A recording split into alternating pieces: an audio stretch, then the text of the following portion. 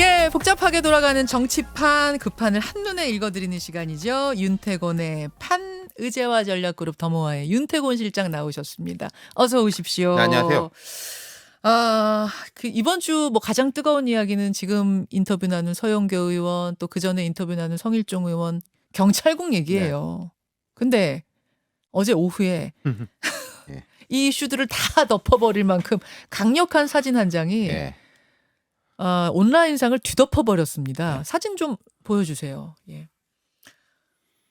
권성동 원내대표와 윤석열 대통령의 텔레그램 그 문자 메시지 대화 너무 선명하게 찍혀가지고 알고 보니까 권성동 원내대표 자리가 맨 뒷자리라면서요. 그러면 뒤에 사진 기자들이 다 있었을 텐데 그러니까요. 어떻게 이렇게 저렇게 하셨는지 모르겠습니다만 이런 내용이죠. 우리 당도 잘하네요. 계속 이렇게 해야 내부 총질이나 하던 당대표가 바뀌니 달라졌습니다.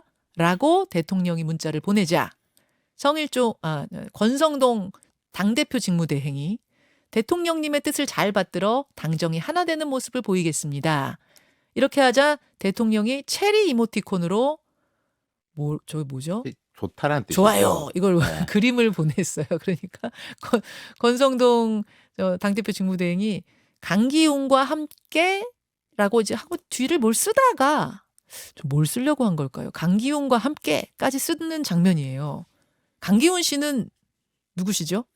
근데 뭐 일부 언론에서 뭐 원외 정당의 정치인이다 이런 기사가 났던데 근데 확인은 안 된 것 같아요. 뭐 강기훈이란 이름이 약간 좀 이렇게 동명이인도 있을 수가 있고 강기훈과 함께까지만 봐가지고는 네. 뭐알 수가 없으니까요. 그래요. 네. 지금 청와대에 들어가 있는 분들 중에 강기훈이란 분이 있고 그다음에 굉장히 강한 보수 세계의 어떤 네. 원외 정당을 이끌었던 분 중에 동명이인인가 봐요. 강기훈이란 예. 분인데 동명이인인 건지 예. 같은 분인 건지는 확인이 안 된 거죠. 자, 하여튼 저런 문자. 자, 이 뉴스 딱 보고는 어떤 생각 드셨습니까?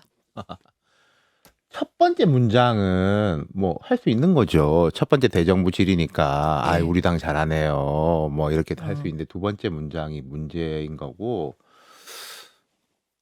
저런 이야기를 하는 거가 이제 좋지 않겠죠. 좋지 않겠는데 보이는 것도 너무 부주의해 보이고 그리고 저는 약간 그런 느낌도 들었던 게요. 네.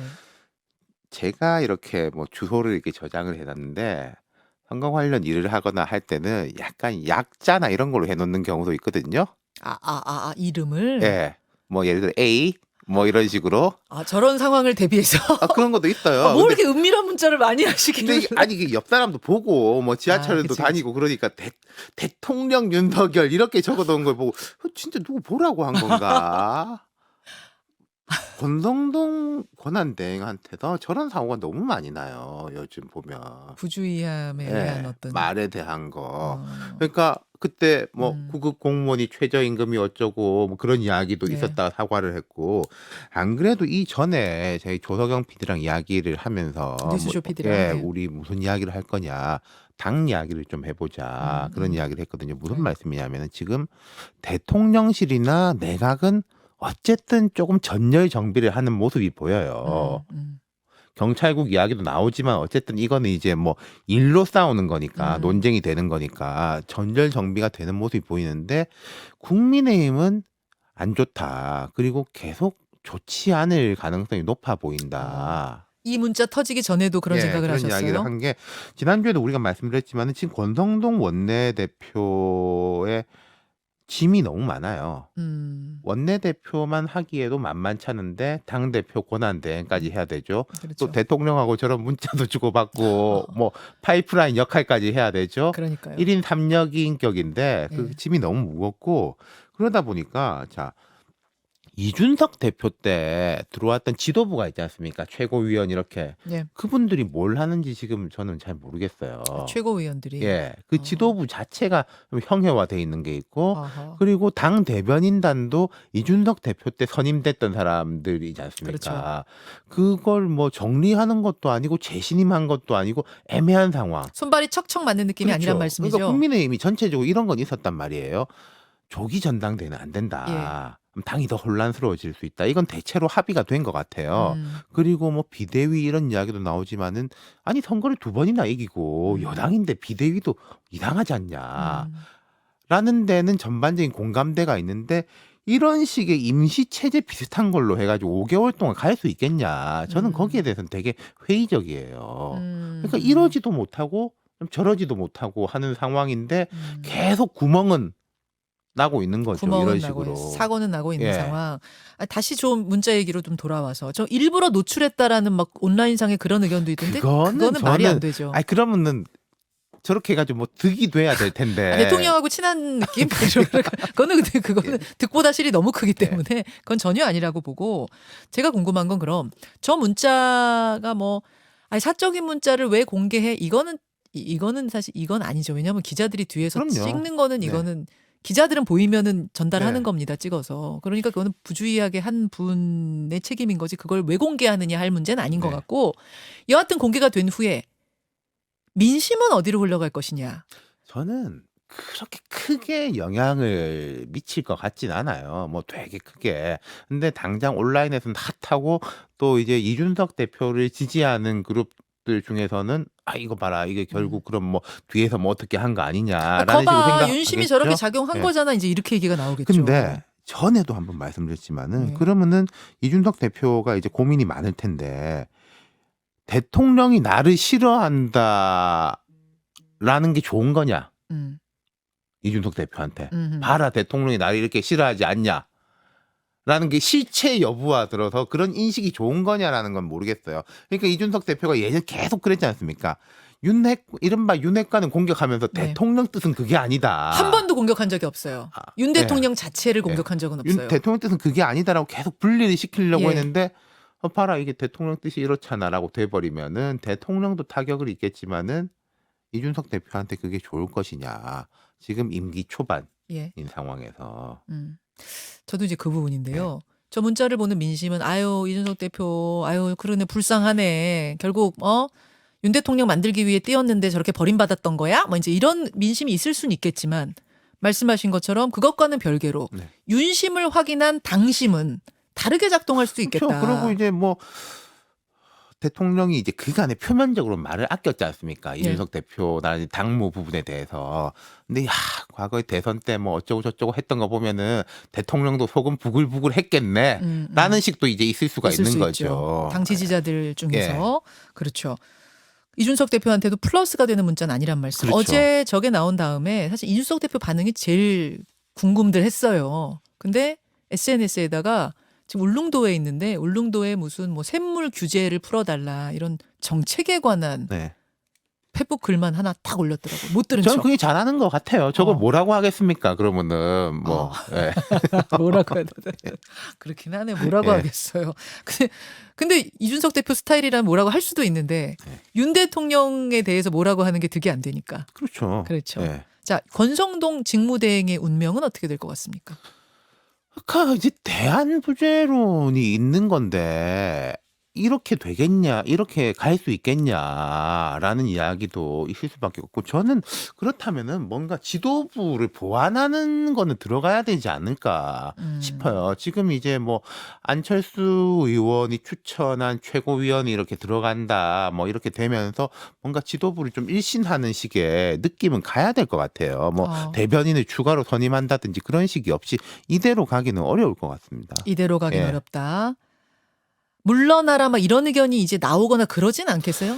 그러기도 쉽지는 않을 거예요. 그게 경선으로 뽑힌 원내대표인 그렇죠. 것이고 지금 원내대표까지 물러나면 진짜 비대위를 해야 되는 거지 않습니까? 그럼 그러네. 아니 정권 초에 여당이 비대위를 해서 뭐 밖에서 비대위원장을 데리고 온다. 그거야말로 정말 이상해지는 거죠. 아하.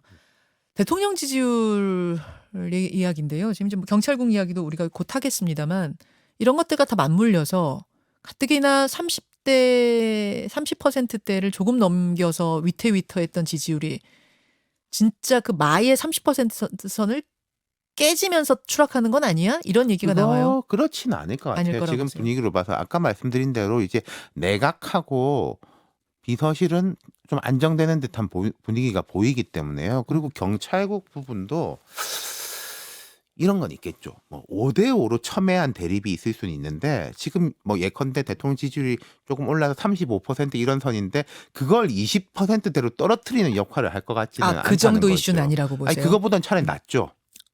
낫다는 게 뭐예요?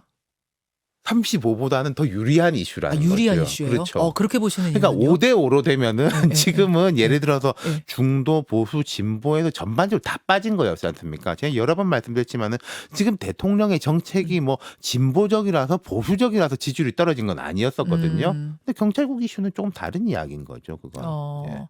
경찰국 이슈는 왜 검수완박, 이른바 검수완박 국면하고 뭐 그런 맥락이 닿았기 부분하고 때문에 이제 맥락이 닿는 거고 그리고 이제 저도 뭐 이 논쟁들을 가만히 지켜보고 있는데 예를 들어 가지고요. 네. 자, 정권이 경찰을 장악하려고 한다라는 음흠. 말하고 선출 권력이 경찰을 통제해야 된다는 말하고 같은 말 아닙니까? 표현이 달라서 그렇지. 뭐 같은 것 같기도 한데 다를 수도 있는 것 같아요. 이게 장악이라는 거는 그러니까 소나기에 쥐고 마음대로 흔드는 느낌이 들어요. 그러니까요. 통제는 그게 주관적 표현이잖아요. 장악과 통제라는 거는 법적으로 어디까지가 장악이고 네. 예를 들어서 네. 경찰국의 어떤 구절이 는 장악이고 민정수석실의 어떤 구절은 통제다라고 말씀하는 건 저는 아무도 못 들어본 것 같아요. 앞서 서영교 의원님 말씀하신 것도 들어봤지만은 네. 이게 뭐 틀어주려고 하는 거 아니냐. 통제하려고 하는 거 아니냐라는 말이 그게 뭐가 그리고 정치 권력과 선출 권력은 같은 말입니까? 다른 말입니까? 정치 권력과 선출 권력? 그렇죠. 그거 좀 다른 맥락 아니에요? 뭐 왜 이렇게 짬뽕에서 문제를 내세요, 자꾸? 그러니까 그렇게 돼 있는다는 예. 거. 이건 약간 주관적인 영역이고 해석의 영역일 수가 생각하고 있다는 싶은 대로 거죠. 생각할 수 있다. 예. 그런 말씀. 그래서 마냥 불리한 이슈는 아니다. 근데 이런 건 있잖아요. 이 사태를 진행해가는 과정에서 좀 거칠게 다루고 맞아요. 예를 들어 쿠데타 뭐 그런 표현은 되게 안 이게 좋죠. 경찰들을 엄청 자극해서 경찰국 필요하지라고 했던 경찰들조차 이건 아니지 이렇게 그렇죠. 돌아섰다는 거예요. 경찰국 필요하지라고 했다가 쿠데타란 말 때문에 돌아섰는지는 제가 잘 모르겠는데 어제 경찰 예. 얘기가 그래요. 예. 예. 그러니까 그분의 표현이겠죠. 그 쿠데타란 말은 당연하게 잘못한 거죠. 이상민 장관이 왜 이렇게 거칠게 뭐 일을 진행을 했는지는 모르겠는데 근데 이런 건 있겠죠. 빨리빨리 해야 된다. 이 부분에 대해서 뭐 민주적으로 대화를 해가지고 몇 달 동안 이걸 끌고 갈 일은 아니다라는 판단은 분명히 있는 것 같은데 그거하고 빨리빨리 진행하는 거하고 말을 네. 거칠게 하고 밀어붙이는 거는 다른 이야기인 거죠. 그리고 오늘 보니까 그 뭐 전체 경찰 회의 이런 것도 취소되고 뭐 자진철회. 그랬다라는 예. 이야기가 나오긴 하더라고요. 그러게요. 예, 좀 그런 부분들이 있고 이 상황에서 대정부 질문이 지금 대정부 질의가 네. 한창 열리고 있습니다. 단연 스타는 이번에도 한동훈 장관이네요. 그렇죠. 한동훈 대 박범계 전현직 법무부 장관의 1대1 맞대결이어서 굉장히 관심이 컸는데 당연히 보셨죠. 그렇죠. 어떻게 뭐 보셨어요? 이번에도 뭐 100만 뷰 넘기고 뭐 그랬더라고요. 그래요? 네, 참 두 이제 사람의 이 그렇죠. 희한한 장면? 현상이 이제 벌어지고 있는데 근데 제가 박범계 장관에 대해서 이제 말씀드리고 싶은 게 이제 박범계 장관이었잖아요. 전 장관. 네네. 전 법무부 장관이 곧바로 법사위로 돌아오는 건 조금 이례적이에요. 그리고 또 대정부 질문에서도 1번 타자로 나섰지 1번이요. 않습니까? 예. 이것도 약간 이례적이거든요. 그렇죠. 그러면은 조금 부담을 지고서 본인이 이제 손을 들고 나 잘할 수 있다. 나 한동훈 막 이렇게 할 수 있어라고 했는데 예. 결과는 별로 그렇지가 못했다라는 거죠. 그러니까 이게 전 정부에 최근까지 장관을 지냈던 분들이 이렇게 나서기는 이제 더 쉽지 않아질 것 같다라는 그런 느낌이 좀 들어요. 굉장히 이례적으로 네. 다시 말해서 사실은 이제 국감하고 그러면 박범계 장관 시절 것까지 지금 해야 되는 상황인데 그러니까 이제 한 몇 년 전에 장관 지냈으면은 뭐 예. 내가 있을 땐 달랐는데 예. 할 수가 있지만은 그때 한동훈 장관이 이제 막 받아치는 것도 보면 바로 앞에 뭐 당신도 그렇게 하지 않았냐라는 식으로 이렇게 뭐 물타기라고 해야 됩니까? 반격이라고 해야 됩니까? 그게 계속 되잖아요. 그래서 박범계 장관이 법사위로 바로 오는 것도 좀 아니다라는 비판의 시각도 많은 상황에서 네. 대정부 질의에서 이 뭐라고 해야 돼요? 이렇게 공박을 잘한 느낌은 네. 아니었기 때문에 그러니까요. 상황이 더 불리해졌다고 보시는 거예요. 예, 별로 좋지는 않아졌다라는 거죠. 예. 그렇군요. 그 한동훈 장관은 지금 사실은 윤석열 대통령 지지율 떨어지고 국민의힘 지지율 떨어지고 뭐 이런 상황 속에서 유일하게 좀 눈에 띄는 인사긴 하죠. 그렇죠. 그러니까 뭐 스타당 그러니까 한동훈이라는 사람이 네. 검사 출신이고 정치인이 아니잖아요. 네. 근데 정무적인 부분에서 이제 역량을 발휘를 하는 것 같고, 그리고 이분이 이제 뭐 어제도 대통령 업무 보고하고 뭐 최근에 이제 일하는 거 보면은 그게 전 되게 전략적인 부분이라고 생각하는데, 수사, 검찰 이런 이야기보다 교정에 대한 부분, 예, 그리고 이제 예. 경제 정의 뭐 예. 이런 부분에다가 이제 무게를 싣고 있지 않습니까? 예, 예. 그런 거가 되게 전략적인 것 같아요. 알겠습니다. 대통령 휴가가 다음 주로 예정이 돼 있는데 네. 지금 뭐 경찰국 이슈 이런 상황 속에서 휴가를 그대로 갈 것이냐 혹은 연기를 할 것이냐 뭐 어떻게 보세요? 휴가는 간다고 하는 것 같아요. 예, 휴가를 또 뭐 안 가는 것도 이상할 것이고, 공직자들한테도 좀 시간을 주고, 아마 대통령도 그런 건 필요할 겁니다. 8월 15일 광복절에 어떤 연설을 할 것인가는 항상 제일 중요하지 않습니까? 광복절 연설이 우리나라에서 중요하죠. 대통령이 제일 중요한데 또 첫 광복절이란 말이에요. 예. 그리고 8월 17일인가 16일이 윤 대통령 취임 100일입니다. 예. 그런 부분에 대해 가지고 뭘 좀 정비를 하고 준비를 하는 시간이 필요할 텐데, 휴가를 좀 그런 식으로 활용을 하는 게 맞겠죠. 알겠습니다. 여기까지. 윤 대통령 휴가랑 제 휴가가 겹치더라고요. 다음 주 예, 대한민국의 시사가 네.